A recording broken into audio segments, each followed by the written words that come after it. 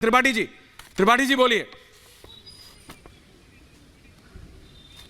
त्रिपाठी जी बताइए, क्या बोलूं आपसे? अरे क्या बोलूं? आप तो निर्णायक बन के बैठे हुए हैं, न्यायाधीश। अरे मैं पूछ रहा हूं। तो न्यायाधीश बन के बैठे हैं ना, सुना पहले ही बता आपने देते हैं कि 10 वादे इधर है उधर है। अच्छा, तो आप कैसे हराएंगे बाबा को? अरे हराना हमको थोड़ी है, हराना जनता को है। झूठ बोलती है बीजेपी, ये तो सामने है, अभी बता रहे थे 450 रुपए का सिलेंडर मिलेगा राजस्थान में और मध्य प्रदेश में। माननीय अमित शाह ने बोला था, मैंने तो नहीं बोला था, ना कांग्रेस ने बोला था। सरकार बनी, क्या हुआ? मिला क्या सिलेंडर? जुमलों की बारिश। ये तो मैं आपको एक उदाहरण दे रहा हूं। और रही बात सुधांशु जी आशा और विश्वास की ना, तो ये आशा है, विश्वास नहीं है। 10 साल तो हमारी सरकार भी चली थी, 10 साल आपकी भी चली, हो सकता है 5 साल और चल जाए।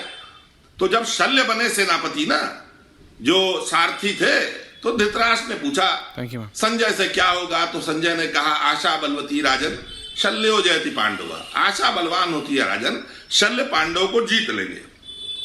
लेकिन सब जानते थे शल्य नहीं जीतेंगे।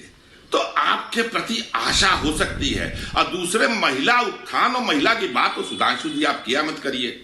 आपने कैसे कैसे के लोग को दिया। बाराबंकी के सांसद ट्वीट करके कहते हैं कि एक डीप फेक वीडियो चल रहा है, जब तक उसकी जांच नहीं होती मैंने FIR कर दिया है, मैं तब तक चुनाव नहीं लड़ूंगा।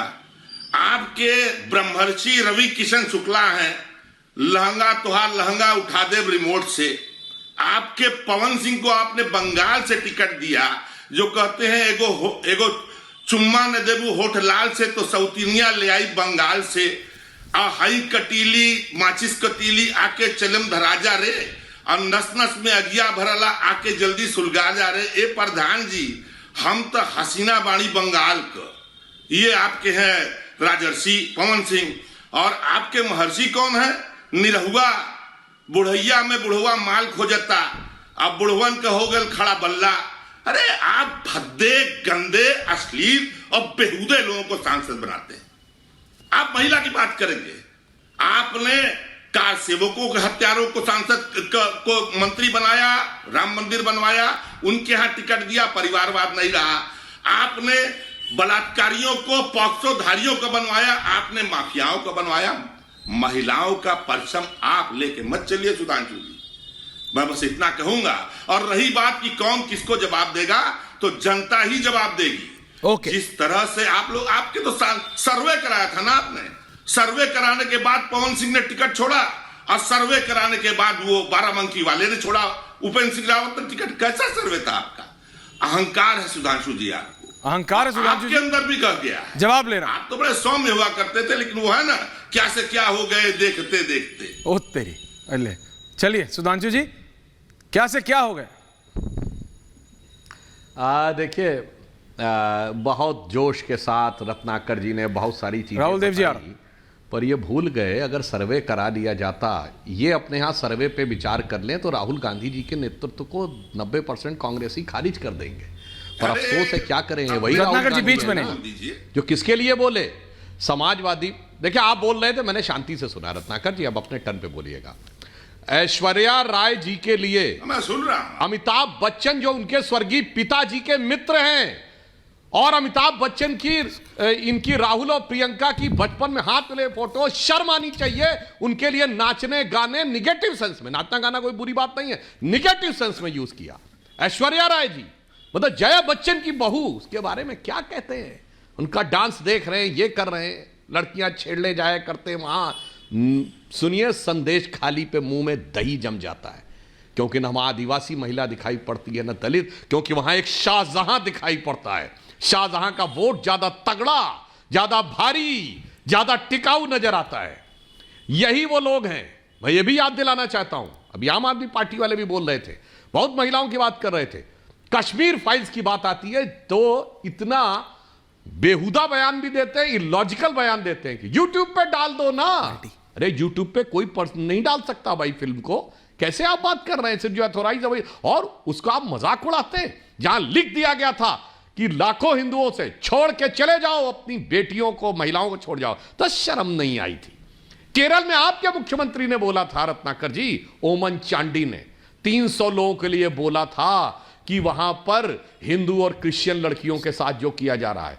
फिर वीएस अच्युतानंदन ने बोला था, वो तो अलग बात है। केरल एसटीएफ ने 5000 की रिपोर्ट सबमिट की थी केरल हाई कोर्ट में। दर्शकों का तो जाके चेक करिए, 9 दिसंबर 2009 केरल हाई कोर्ट में Shahjahan versus state of Kerala का जजमेंट, उसमें कोर्ट ने क्या कहा है जी, चुप्पी, वोट के तराजू पे तौलते हैं, तब उसके बाद महिला का दर्द देखते हैं, इसलिए आके आप कहते हैं कि शर्म न करें। और एक और मैं बात कह दूं, देखिए जोश में कैसा बोल गए, कहे योगी को हम थोड़ी हराएंगे, तो जनता हराएगी, और हमारे सांसदों को जिताया जनता ने थोड़ी जिताया, तो हमने जिताया।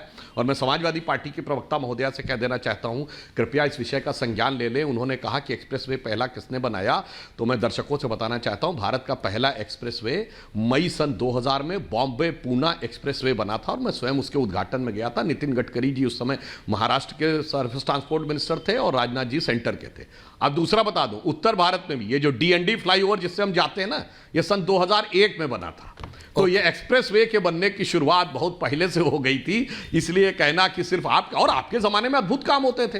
आतंकवादियों से केस विड्रॉ किए जाते थे, फैजाबाद, वाराणसी, लखनऊ कोर्ट के धमाकों में, फिर हाई कोर्ट फटकार लगाता था, तब केस रुक जाते थे। आप मुजफ्फरनगर के दंगों में कहते थे एक ही समुदाय को मुआवजा देंगे, फिर हाई कोर्ट की झिड़की पड़ती थी, तब आप अपने कदम वापस खींच लेते थे। अरे मऊ से लेके मथुरा तक और मुजफ्फरनगर से लेके इलाहाबाद तक क्या दंगों की श्रृंखला देखी थी देश ने उस समय। और उसके बाद अगर बच्चियां जिनका बलात्कार हो जाता था, न्याय नहीं मिलता था, लटक कर अपनी जान दे देती थी, तो कहा जाता था लड़कों से तो गलती हो जाया करती। जी बिल्कुल। इसलिए मैं कहना चाहता हूं, और एक बात अंत में और कह दूं, आज भी देखिए इन दोनों लोगों को कितनी बेहतर शर्म नहीं आती है। अभी 2 महीने पहले की तो बात है जब कांग्रेस ने कहा था अखिलेश वखिलेश, मगर उसके बाद भी साथ में अखिलेश जी ने कहा था बहुत चालू पार्टी है ये कांग्रेस के लिए मध्य प्रदेश में। तो मध्य प्रदेश कांग्रेस ने क्या कहा था, चिरकुट पार्टी है ये, गजब है साहब, चालू चिरकुट कह के करते हैं एक दूसरे का अभिनंदन और फिर कर लेते हैं गठबंधन। भाटिया जी ऑडियो आ रहा है साहब, शर्म हमें आनी चाहिए या शर्म आप जी। ओके सुधांशु जी, भाटिया जी बोले नहीं, अब आपका ऑडियो आ रहा है, बोलिए, फिर मैं एंडिंग कमेंट्स ले रहा हूं। बोलिए भाटिया जी। राहुल जी आ रहा हूं सर। मैं सिर्फ आम आदमी पार्टी के लिए एक बात कहना चाहता हूं साहब आपसे, कि वो जो सच्चाई और 1000 रुपये आप देने की बात कर रहे हैं, दिल्ली की सारी, ये कितना झूठ बोलेंगे, इनको बोलो झूठ बोलना बंद कर दे। हर चीज में झूठ बोल के पैसे हैं देंगे, आप क्यों कह रहे हैं कि वो झूठ कह रहे हैं? आम आदमी पार्टी कह रही है कि हम देंगे 1000 रुपए। इनकी हर बात झूठ होती है साहब, ये स्टार्ट ही झूठ से होते हैं। कौन सी बात झूठ है, जरा बताइए। मान साहब ने कहा था, अभी मान साहब ने कहा जब इन्होंने पंजाब में सरकार बनाई कि जी हम 22 फसलों को एमएसपी देंगे, हमें एक बार सरकार बनाने दो। क्या नहीं दी सरकार? दे दी एमएसपी, दे दी उन्होंने एमएसपी, नहीं दी इन्होंने जो इतने बड़े बड़े वादे कर रहे हैं। मेरे को बात खत्म करने दीजिए। इन्होंने जो कहा कि हमने स्कूल बना दिए, इनके आधे से ज्यादा स्कूल आज भी डिफॉल्ट पे हैं। इन्होंने कहा कि इन्होंने मोहल्ला क्लिनिक बना दिए। अरे आप मोहल्ला क्लिनिक की हालत तो देखिए, 90% बंद पड़े हुए हैं। इन्होंने कहा कि